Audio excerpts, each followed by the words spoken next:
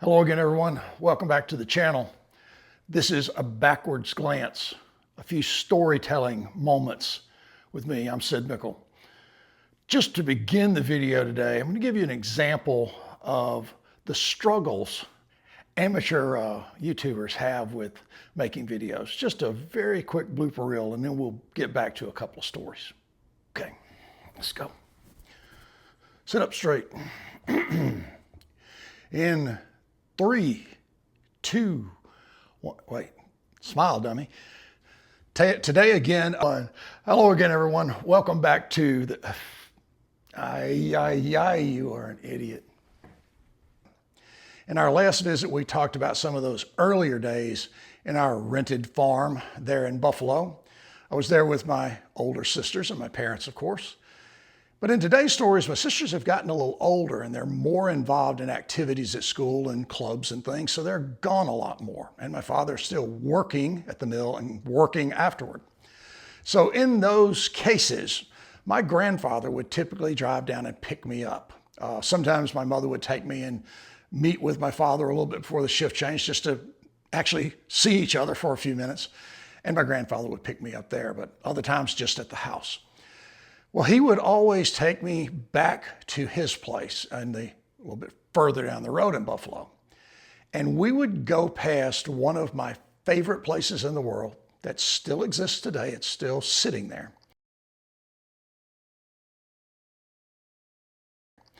And that place is Pete Wilson's store. Mr. Wilson had a store on the left side of the road in the heart of Buffalo. And Cotton Gin was right beside it. Now it's long closed, but it's still the same building sitting there. When I was small, my grandfather would drive up in his green and white, it's two-tone, four-door, 56 Chevy, and park, and out we would go to the store. We would go inside, and as we're going through the front door, my grandfather, I think every time we ever walked through the doors, would say, "Get anything you want." Just like that. I mean, it was heartfelt. Whatever you want, just get it. And it was so rewarding, so pleasant to me as a small child because my parents did not do that. And there was no great discipline of, not buying junk or not buying, sodas and cookies.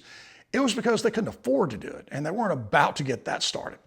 But when I was with my grandfather, it was no holds barred. We would do whatever I really wanted to do. I would go back in the back, find some sort of gum or candy bar or something, and get a soda, typically a Dr. Pepper, out of the drink box. And we would come back up to the front. My grandfather's there, typically with Mr. Wilson, just chatting. And Mr. Pete Wilson sat on a stool behind the counter right by the front door. And in front of him were 2 glass jars full of cookies. And they were stacked on top of each other, very neat and even. They're about this high. And they had a metal lid with a little handle on it.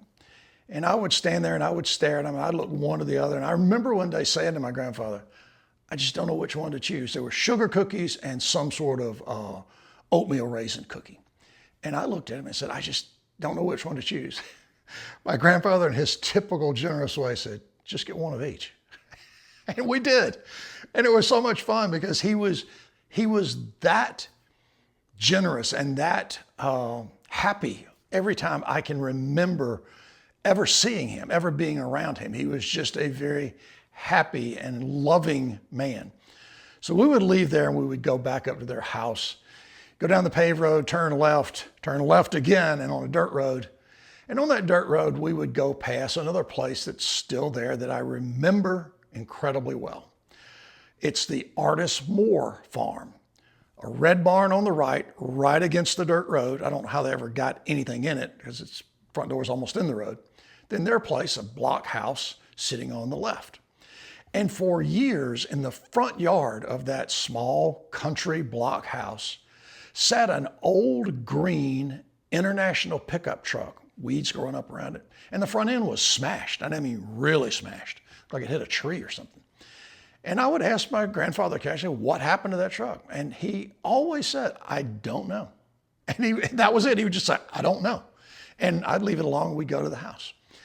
So when we got there, the house is a typical old, drafty country house built up on stone foundations, flat rocks, right alongside the road.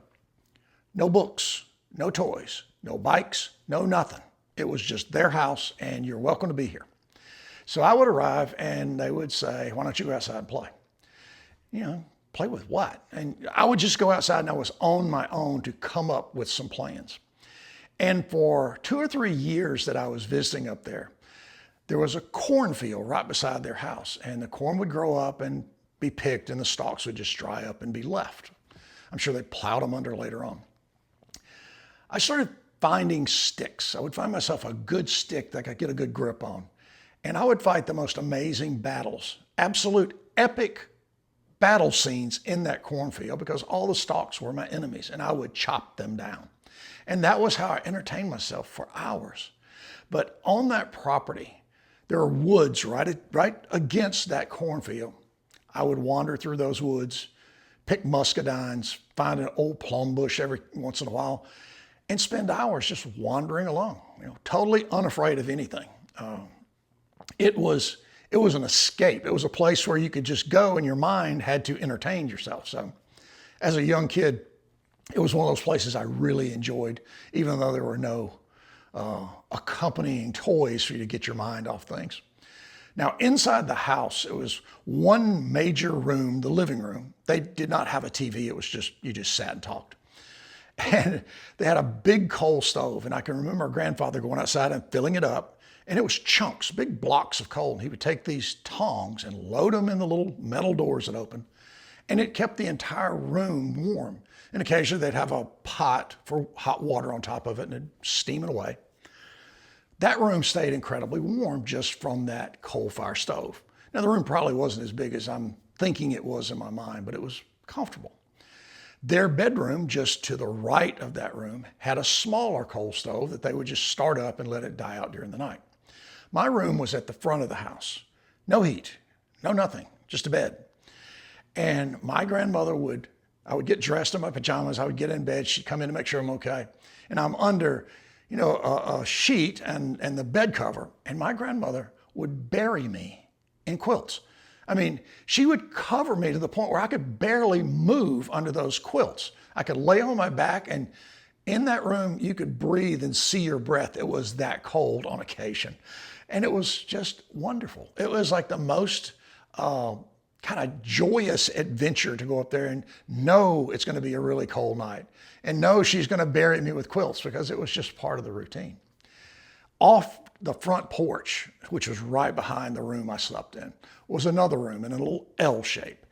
And it was my grandmother's canning room. Floor to ceiling, common plain shelves. And in the center of the room, an old butcher block style table, really rough old table, very thick top on it. And a little bookcase like thing that had a few pots, some utensils, and some knives in it. Well, my grandmother would take vegetables of all sorts, and I'm sure other things, but that was typically the vegetable canning room. She would cut things up. I would sit there on another stool and watch her do this for hours. And I'm sure she took those things and did the cooking on things that had to be further prepared. And in there, she would probably pickle things with just vinegar and, salt. But it was an adventure because when you walk through the door, it was one of the most colorful rooms you'll ever see. I mean, reds and greens of every different tint, green beans, cucumbers in jars, things of that nature. And then squash. We didn't have zucchini. I don't think I knew what zucchini was until I was about 30 years old. But we would have a lot of squash and we would have a lot of beans and we had tomatoes in everything, which was how you build that meal up. Another thing my grandmother did was she cooked soup. She made soup and then she put it in those jars. I'm sure pressure cooked it so it stayed proper or whatever the term would be for canning soup. And it was a big treat to get my grandmother in the wintertime to pull a couple of jars off and have soup for dinner with she, my grandfather, and I. And she would almost always make fresh cornbread. And I'm telling you, to this minute, like I was there earlier today, I can smell that incredible aroma of her cornbread. And once in a while, she would add what was called cracklins to her cornbread. Now, not like pork rinds you see in the convenience stores today. This was fresh and raw It really wasn't gristle, but it was skin. And she would add them in and they would bake up salty and a little chewy. And it was unbelievable. You just crumble it up, put it in your soup, and it was an absolute great meal. The last thing I want to tell you about that house, well, actually, it's two things. The one thing that struck me as a young child was the well that was just off the back porch. It had the coldest water and it was so deep. It took me forever to wind up a bucket in their little crank handle. And that well, I would peek in it from, lean over the little top where the sliding door was. And it felt like it was 1,000 feet deep. And I was always a little nervous. I was always thinking if something went wrong and I fell in, that's it. They will never find me in this well. The other thing about that house was they did not have indoor plumbing. That's right, they had an outhouse. There's nothing like a rainy, cold winter night when you have to get up to use the restroom. You have to get dressed. You have to put on your coat and shoes, walk outside the house across their driveway, because it was away from the house, to go to the outhouse. Sloped roof, front door on the front, bench, and just a toilet seat on top of it. It was not something I relished. I just remember it being there forever. And I think even after they moved off, that little building was there for a long, long time. My grandparents moved away from there and moved to White Plains, just up the road. But what's interesting about that is they moved into a house adjacent to my Uncle Fred's store. And my Uncle Fred has a whole series of stories. We'll do some of those later. It'll be the White Plains version of our storytelling time. Had a farm. He had an accident at his work and got a settlement. And the poor guy was crippled up. I mean, he was really severely damaged. He broke his neck, if I remember correctly, and walked with basically 2 canes, but farmed and worked. Now, my dad and I helped him an awful lot, but he was a tough old man, I'll tell you, and I loved him. I loved him dearly. And there are a couple of stories about some of the things he did for me that reinforce my absolute love and respect for Uncle Fred. We'll get to those at another day. I hope you enjoy some of these stories. I hope they're not too rambling. I try not to go much more 10, 12 minutes to get these things out of the way. But I'm really enjoying reminiscing about some of these things. The main stories come from the book, which is the title of this YouTube channel. And I'm gonna take just a quick break and grab the book so you can see that. And we're back. I wanted to just show you, idiot. Oh boy. And we're back. I want to just take a minute to show you this book, get the glare out of it. This is my first book. It's called A Backwards Glance. And the stories I am telling you, many of them are in here. Not all, but many of them. So if you want to get a little leg up and kind of get ahead in some of the storytelling, we're going to cover every story that was in here and add in a little spice with some that I felt like maybe I just shouldn't put in the book. But if you want to find this book, it's just search on Google, go to Amazon Books and search Books by Sid Mickle. I think it's a $12 book or something like that. But back to the storytelling, we've got some adventures to go. We're going to try to go in a little bit of chronological order. We're going to move next, after we do White Plains, we're going to move to the location I remember living at the longest, and that's just outside town, maybe still within the city limits. But it's the place that I remember the most because we spent the most time there. There'll be stories about the train Johnny Ray, my pet Crow, subsequently named Crow, Jack Lyle's Grocery, Pug Jones Body Shop, the TB Hospital, and Mr. Owen's gas tanks, the Sinclair tanks. And Coach Henry Nettles lived when he was in town. He lived just up the street there for a while. And my cousin Bob and I had quite an adventure one afternoon at Coach Nettles' house. But we'll save that one for later. I think he is subscribed to the channel, so I'm sure he will probably still be upset with me for what happened that afternoon at his house. But we look forward to talking about it.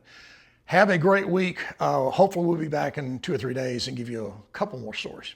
Take care. See you soon. Bye-bye.